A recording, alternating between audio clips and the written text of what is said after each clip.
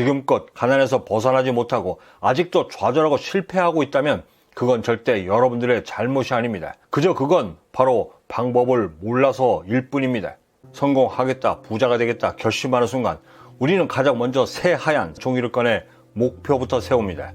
당시에 느꼈던 그 모든 결연함을 담아서 이렇게 말이죠. 5시에 일어나기, 영어 공부 1시간 하기, 그리고 저녁 8시 이후엔 절대 취식 금지 등등.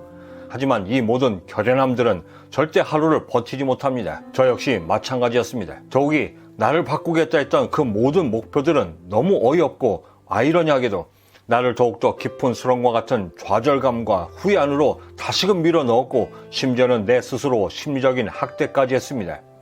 지금껏 가난에서 벗어나지 못하고 아직도 좌절하고 실패하고 있다면 그건 절대 여러분들의 잘못이 아닙니다. 그저 그건 바로 방법을 몰라서일 뿐입니다.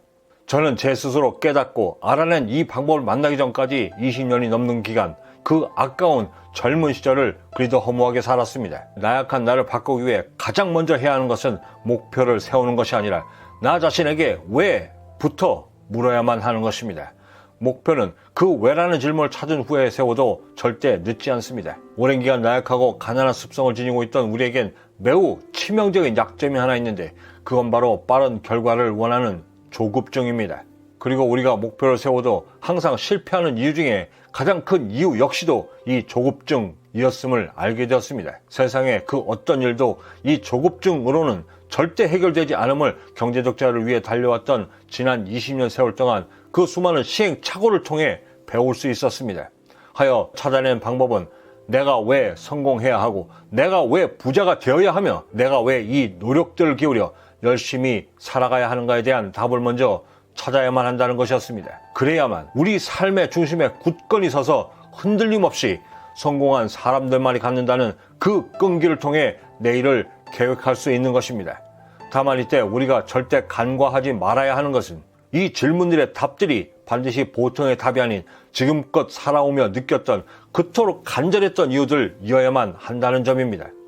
저는 국민학교 시절 육성회비를 못 내 교무실로 불려가 쉬는 시간 동안 무릎을 꿇고 앉아있다 교실로 되돌아왔던 그 가난했던 처지가 죽기보다 싫었고 일을 하러 나가면서도 어제와 똑같이 가난하게 내일을 살아야 하나 라고 생각하며 아무런 희망 없이 살 것 같은 그 불안감이 정말 죽도록 싫었습니다. 그러던 때 예전 영상에서도 말씀드렸듯 우연히 찾았던 종로 탑골 공원에서 제 눈으로 직접 목격한 가난한 노년들의 그 초라했던 종착지를 제 눈으로 직접 뼈저리게 실감하며 순간 나도 모르게 쏟아냈던 그날의 말 한마디. 뒤지면 뒤졌지. 절대 여기서 내 노년을 보내지 않는다. 아무것도 없이 노년을 맞이한다는 것이 어떤 것인 줄을 직접 눈으로 목도하니 당시의 내 젊음을 절대 그리 허무하게 보낼 수가 없었습니다. 하여 그토록 읽어댔던 수많은 책들과 강연도 알려주지 못했던 내가 왜 열심히 살아가야만 하는가에 대한 답을 스스로 깨닫게 되었던 것입니다. 우리가 이 답을 스스로 찾아내지 못하는 한 제 아무리 뼈 때리는 책들을 읽는다 해도 제 아무리 유명 유튜브의 충고를 제 아무리 듣는다 해도 절대 내 삶은 어제보다 더 나아질 수가 없습니다. 저는 스스로 깨달았던 어제 말씀드렸던 이 간절함의 추억법을 통해 나만의 답을 찾아 드디어 그 지긋지긋했던 가난의 굴레에서 마침내 벗어날 수 있었습니다. 우리의 잠재의식은 나쁜 기억에 대해 의식적으로든 무의식적으로든 내 기억 속에서 지우려는 습성이 있습니다. 성공하려면 부자가 되려면 아니 최소한 어제처럼 살고 싶지 않다라고 한다면 애써 지우려 했던 그 기억들을 적극적으로 다시 재소환하여 나를 성공하게 만들 수 있는 무기로 만들어야만 합니다. 그것이 바로 간절함의 추억법인 것입니다. 돈의 속성을 쓰신 김승호 회장께서 추천하신 100번 100일 동안 쓰기, 이 역시도 물론 좋지만 이건 역시도 끈기가 없는 상태에서는 절대 무용지물이었습니다. 또한 저와 가장 어울리지 않았던 것은 바로 시간 때문이었는데 하루에 100번을 쓰기 위해 들여야 했던 평균 시간은 40분에서 1시간, 어떤 때는 1시간 20분이 걸린 때도 있었습니다. 특히 100번을 썼음에도 즉각적인 효과가 나타나지 않았을 때의 또 다른 내 자신에 대한 불신과 좌절감은 저와는 절대 맞지 않았습니다. 하여 제가 선택한 가장 효율적인 방법은 1시간을 들여 100번을 쓰는 대신 내가 왜 부자가 되어야 하는지에 대한 간절함들을 내 주위 어느 곳에서 볼 수 있도록 적극적으로 붙여두어 스스로 각인시키는 것이었습니다. 물론 간절함을 붙여두었다 하여 붙여둔 이 간절함들이 일순간에 나에게던 나를 순식간에 바꿔주진 않지만 어쩔 수 없이 바라봐야 하는 그 간절함들이 주는 메시지는 우리의 잠재의식 속에 계속해서 쌓이게 만들어주고 아침 출근길에 이빨을 닦다가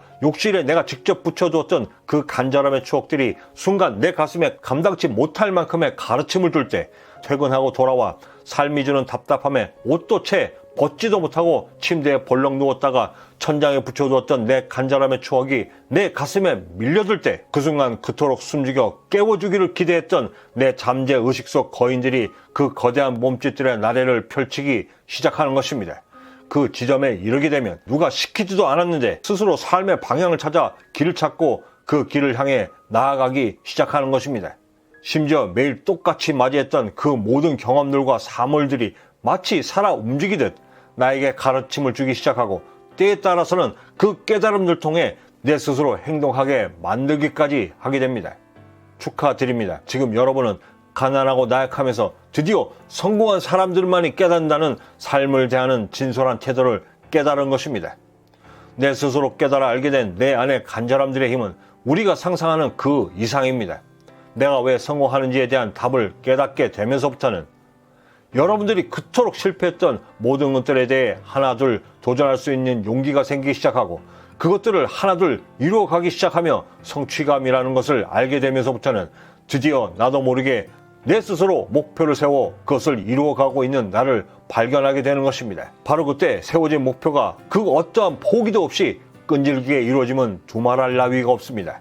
그 경지에 이르러 깨닫게 되는 중요한 우리 삶에 대한 의미 하나, 우리 모두는 사랑받기 위해 행복하기 위해 이 땅에 존재한다는 것입니다. 그 누구도 심지어 뜨거운 아스팔트와 보도블록 사이에 그 좁디 좁은 틈을 비집고 나온 잡초들조차도 결코 불행하기 위해 태어나는 것은 절대 없다는 것. 저는 그것을 20년 이상 그 지긋지긋한 가난을 극복해오며 깨닫게 되었습니다. 또한 지금 겪고 있는 오늘의 불행들이 다가올 내일의 행복을 위한 전조임을 또한 알려주었습니다. 새로운 하루를 시작하는 지금 자책하고 스스로 실망했음에도 내가 왜 성공해야 하고 내가 왜 사랑받고 행복해져야만 하는지를 깨닫는, 그리고 그 이유를 찾는 하루가 되었으면 좋겠다라는 바람이 있습니다. 죄송하지만 여러분, 그 누구에게도 좌절할 권리는 없습니다. 오직 행복해져야만 하는 의무만 있을 뿐이죠. 그런 오늘을 깨달은 우리 모두가 아름다운 정상에서 뵙기를 다시 한번 간절히 희망합니다. 내일은 구독자 한 분께서 말씀 주신 나쁜 습관을 단번에 끊어내는 구체적인 방법들에 대해 말씀드리겠습니다. 여러분이 느끼시는 아무리 해도 안 되는 것 같고 열심히 살아도 달라지는 것 같지 않을 때 느끼는 그 모든 좌절감과 상실감을 저는 그 누구보다도 잘 알고 있습니다. 저 역시도 그랬으니까요. 그럼에도 불구하고 살아내야 하는 이유를 찾기 위해 오늘도 고군분투하시는 여러분의 여정에 저의 가난을 극복하기 위해 살아왔던 그 치열했던 20년 여정이 감히 여러분의 여정에 좋은 동행자가 되고자 합니다.